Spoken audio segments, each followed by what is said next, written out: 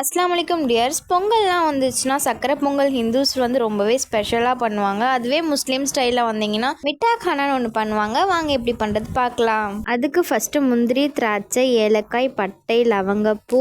இப்போ பாத்திரம்ல 3 table spoon oil add பண்ணிக்கலாம். நெய் 250 கிராம் ஆட் பண்ணிக்கிறேன். முந்திரி, திராட்சை, பட்டை, லவங்கப்பூ, ஏலக்காய் சேர்த்து இந்த மாதிரி நல்லா கோல்டன் ப்ரௌன் ஆனதுக்கப்புறமா தேங்காய் துருவி வச்சதை ஆட் பண்ணிக்கலாம். லோ ஸ்லீமில் வச்சு நல்லா வந்து மிக்ஸ் பண்ணிகிட்டே இருங்க. தேங்காய் நல்லா கோல்டன் ப்ரௌன் ஆகணும். பெரிய ஜீரகம் கொஞ்சமாக ஆட் பண்ணிக்கலாம். இப்போ பாருங்க நல்லாவே கோல்டன் ப்ரௌன் ஆகிடுச்சு. நான் 1 kg ரைஸ் எடுத்திருக்கேன். அதுக்கு 3 கப் வாட்டர் ஆட் பண்ணால் போதும். அதில் ஃபுட் கலர் லைட்டாக ஆட் பண்ணிக்கலாம். இப்போ இதெல்லாம் மிக்ஸ் பண்ண வாட்டர் ஆட் பண்ணிக்கலாம். இப்போ இது நல்லா கொதி வந்ததுக்கு அப்புறமா ரைஸ் நல்லா வாஷ் பண்ணி எடுத்து வச்சிருக்கேன். ரைஸ் வந்து ஆட் பண்ணிக்கலாம்.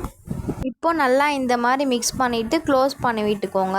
ஓப்பன் பண்ணி பார்த்தா ரைஸும் வாட்டரும் சேமாக வந்திருக்கு. இப்போ நம்ம மேலே கீ ஆட் பண்ணிவிட்டு நல்லா மிக்ஸ் பண்ணி விட்டுக்கலாம். 10 மினிட்ஸ் தம் போட்டு எடுத்திங்கன்னா சூப்பரான ரைஸ் ரெடி ஆகிடுச்சு. இப்போ நம்ம சுகர் ஆட் பண்ணிக்கலாம். 3 கப் சுகர் ஆட் பண்ணிங்கன்னா கரெக்டாக இருக்கும்.